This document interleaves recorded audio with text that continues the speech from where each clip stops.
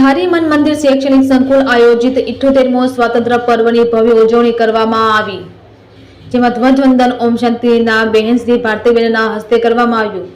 ત્યારબાદ આવેલ મહેમાનોનું સ્વાગત કરવામાં આવ્યું તેમજ શાળાના બાળકોને સાંસ્કૃતિક કાર્યક્રમો રજૂ કરી મહેમાનોનું સ્વાગત કર્યું। અલગ અલગ સ્પર્ધામાં વિજેતા બનેલ વિદ્યાર્થીઓને આવેલ મહેમાનોએ પ્રમાણપત્ર વિતરણ કરેલ।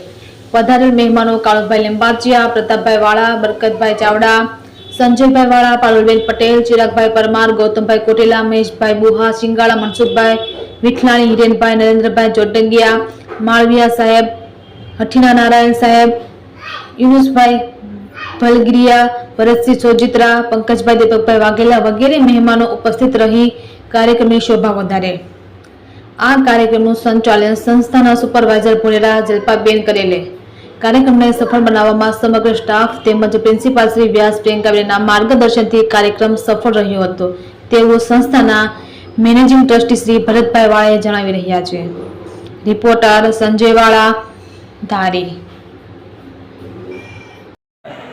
મન મંદિર શૈક્ષણિક સંકુલ ભરતભાઈ વાળા મેનેજિંગ ટ્રસ્ટી તરીકે આજે અમારી શાળાની અંદર 78મા સ્વાતંત્ર્ય પર્વ નિમિત્તે ધ્વજવંદન કાર્યક્રમ, સાંસ્કૃતિક કાર્યક્રમ અને ભારતીય સંસ્કૃતિ જ્ઞાન પરીક્ષામાં જે બાળકોનો નંબર આવેલો છે એમને બધાને પ્રમાણપત્ર વિતરણનો કાર્યક્રમ છે।